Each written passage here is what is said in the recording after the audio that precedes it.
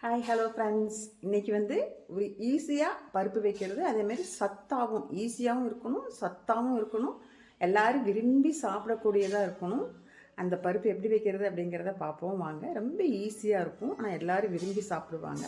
செம சூப்பராக இருக்கும். வாங்க எப்படி வைக்கிறதுன்னு பார்க்கலாம். அதில் குக்கர்லேயே போட்டுக்கலாம். இந்த பருப்பை பச்சைப்பயிரை சும்மா குக்கர் சூடான உடனே அந்த பாத்திரத்தை வச்சு இப்படி இப்படி பண்ணுங்க. அதிலே சூடாயிடும் பருப்பு. சூடாயிருச்சு. சூடாயாச்சு. இப்படி பண்ணுங்க.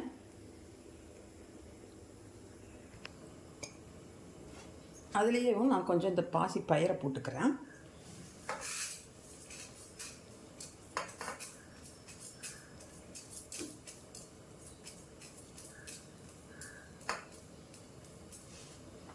அதையும் போட்டு இப்படி நல்லா லைட்டாக சூடுபட்டால் போதும். பாருங்கள், இப்படி பண்ணிவிட்டு நான் எதுக்காக இப்படி சொல்கிறேன்னா, ரொம்ப பெருசாக போட்டு தனியாக அதுக்குன்னு ஒரு வடசட்டி வச்சு அப்படியெல்லாம் வறுக்க வேண்டியதில்லை, இதே போதும் அப்படின்னு சொல்கிறேன். பாசிப்பருப்பும் வறுபட்டுருச்சு, பச்சைப்பயிரும் வறுபட்டுருச்சு. இப்போ இந்த பருப்பை போட்டுக்கலாம். போட்டு தண்ணி ஊற்றிக்கலாம்.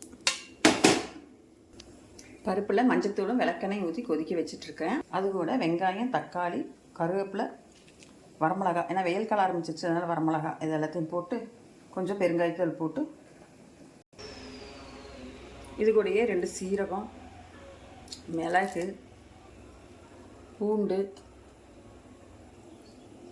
மல்லி கொஞ்சம் அளவாக, ரொம்பவும் போட்டிங்கன்னா ஒரு மாதிரி ரொம்ப ஸ்மெல் வரும், அளவாக போட்டுக்கோங்க. அடுத்தது பெருங்காயத்தூள் போட்டு குக்கரை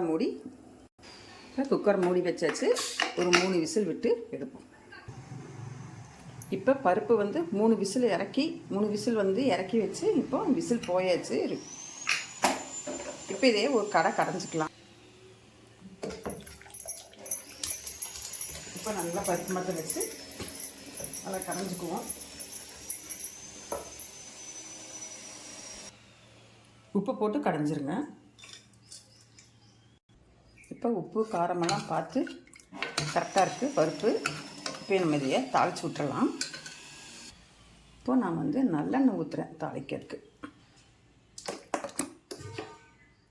எண்ணெய் காஞ்சிருச்சு. கடுகு, பருப்பு, உளுந்தம் பருப்பு இது போட்டு தாளித்தோம்னா உடம்பு வலியெல்லாம் கேட்கும் அப்படிம்பாங்க. 2 வெந்தயம், 2 சீரகம், வெங்காயம், கருவேப்பிலை எல்லாம் போட்டு நல்லா வதக்கி விட்டு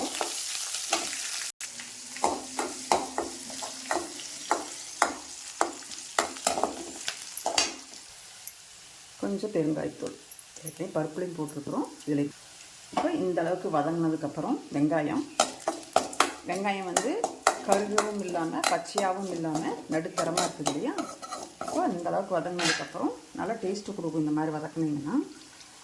இப்போது இந்த பருப்பு எடுத்து இப்படியே அதில் ஊற்றிடலாம். ஊற்றி அப்படியே ஒரு கொதி வந்துடும். பருப்பு ரெடி ஆகிருச்சு. இப்போ சாப்பிட்லாம். அதுக்கு முன்னால் கொஞ்சோண்டு நெய் இப்படியே எடுத்து பருப்பில் இப்படி ஊற்றிக்கோங்க. உங்கள் தேவைக்கு கொஞ்சமாக ஊற்றிக்கோங்க. நல்லா டேஸ்ட் கொடுக்கும். இந்த மாதிரி நீங்களே செஞ்சு பாருங்கள். நல்லா டேஸ்ட்டாக இருக்கும். குழந்தைங்களும் எல்லோரும் விரும்பி சாப்பிடுவாங்க. இந்த வீடியோ பிடிச்சிருந்ததுன்னா எனக்கு லைக் பண்ணுங்கள், ஷேர் பண்ணுங்கள். அப்படியே கௌரிஸ் குடும்பம் சேனலை சப்ஸ்கிரைப் பண்ணிவிட்டு பாருங்கள்.